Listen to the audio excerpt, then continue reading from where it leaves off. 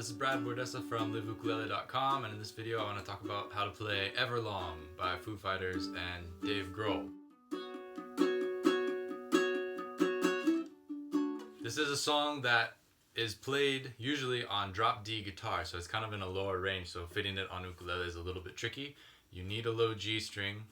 You might be able to pull it off with high G, haven't tried it, but low G is going to keep the bass notes that you're trying to target a little bit more in order so that the bass movement is a little bit more convincing. What we're going to start for the intro and the verse with is a D major 7 chord, bar on the 2nd fret, and then your 3rd finger goes up on the 4th fret of the bottom string. Sounds nice like that.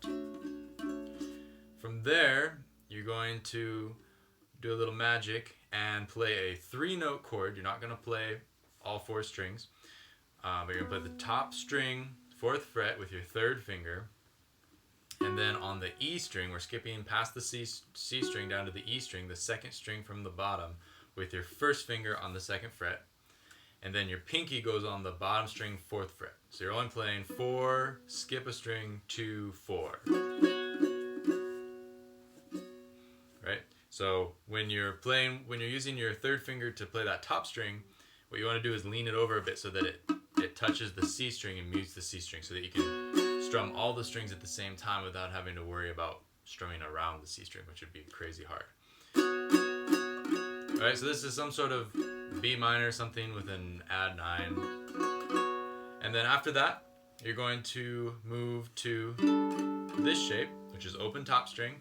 1st finger is going to go 2nd fret on the C string. Pinky is going to go 5th fret on the E string. And you're not going to play the bottom string. So again, just lean your pinky over to cover the bottom string so it doesn't make any noise, and you can just strum everything.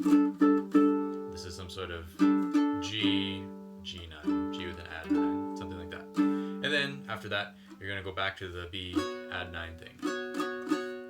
So you can play those chords by themselves, and they sound relatively like the song, but it's not until you add the sort of chugging strumming pattern into the chords that it starts to really sound like Everlong as we know it. So what you do for the strumming pattern is this, and then it repeats. So what that is it's pick, pick with your thumb, and then strum. In order to get to the strum, you have to move your hand up after you pick. So it helps to go pick, and then you pick and bounce your hand up a little bit to get in a place where you can strum down again.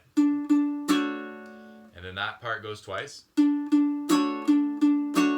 So pick, pick, strum, pick, pick, strum. And then the last one, you just go pick, strum. Alright, so you put it all together, it sounds kind of like this.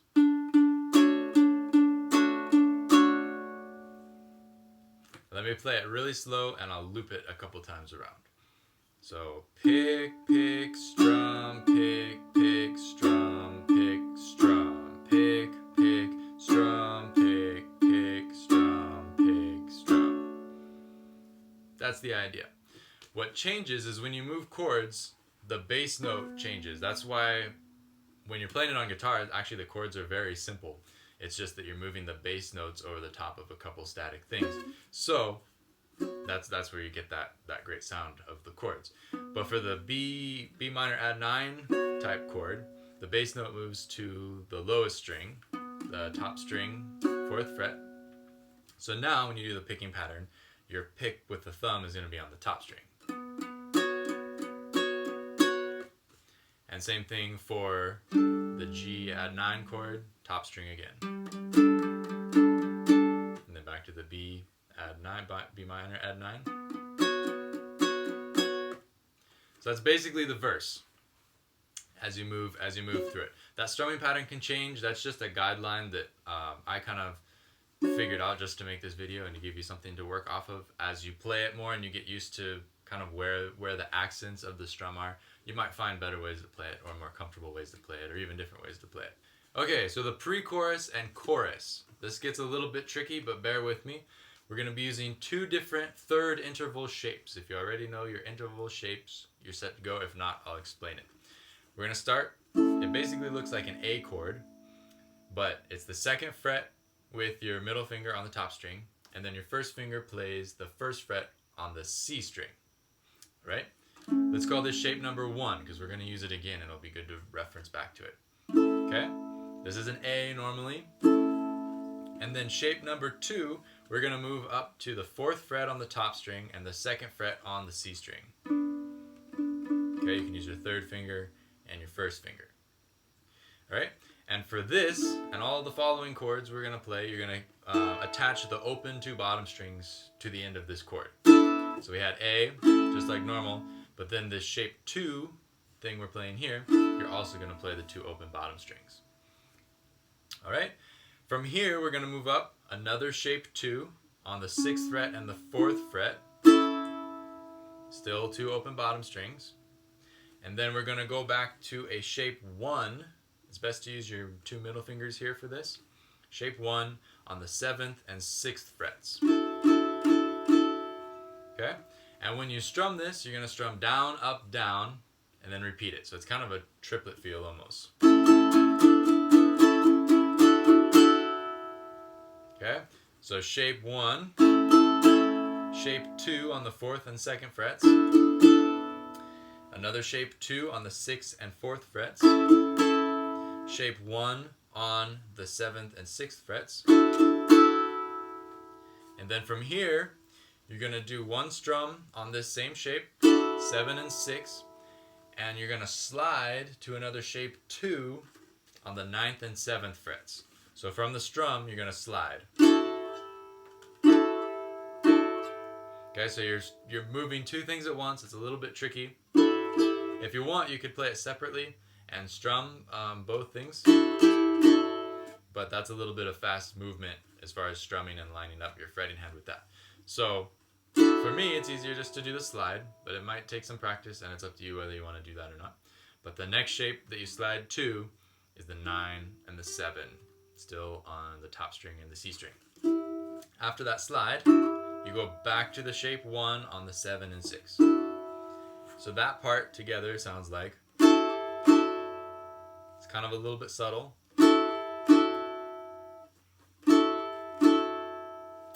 And stuck at the end of our whole pre-chorus line, it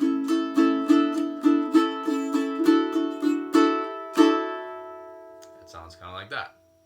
Okay?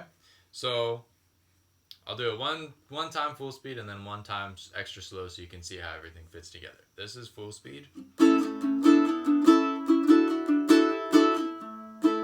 haven't got there yet. And then slow.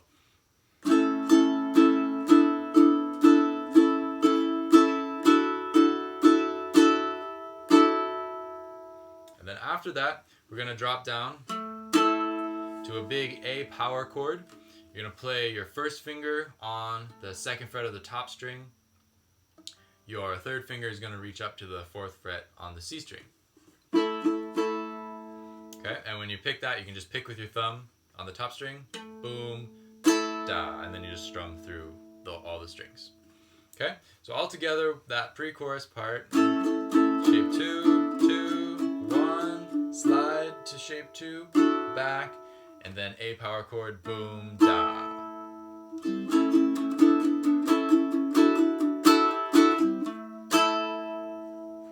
That sort of thing.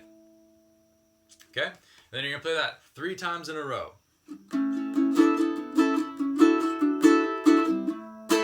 And I wonder when I sing along with you.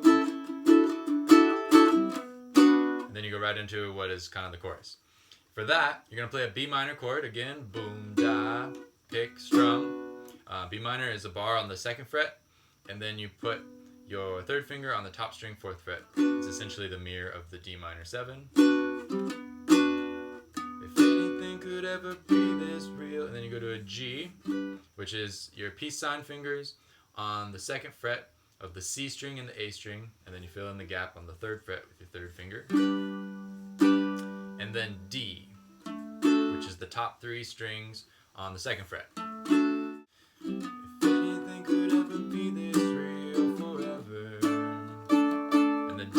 Twice, time-wise, and then B minor, G, and then back to D. And then the last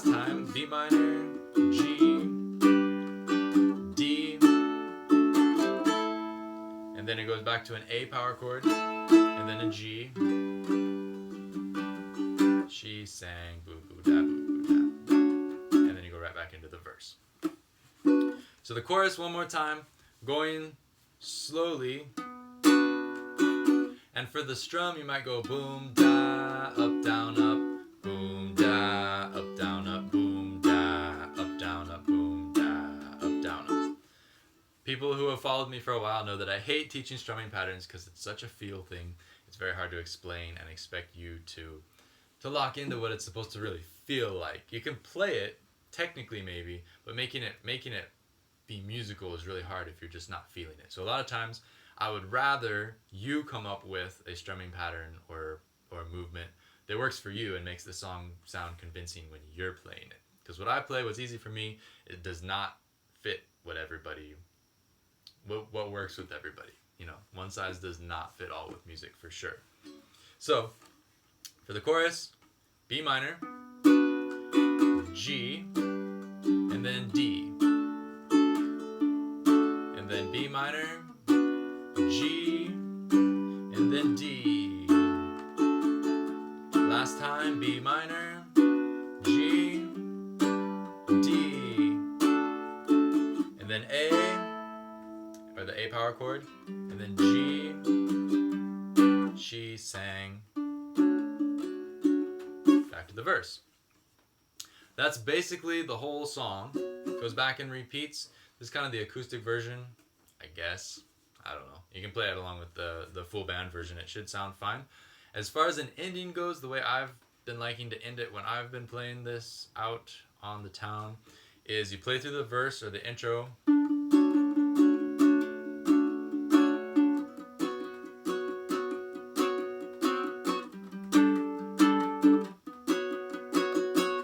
You kind of end it on an upbeat. Ba-da-ba, right before it goes back to the D major 7. Up to you though, however you want to end it. That's just what I've been doing.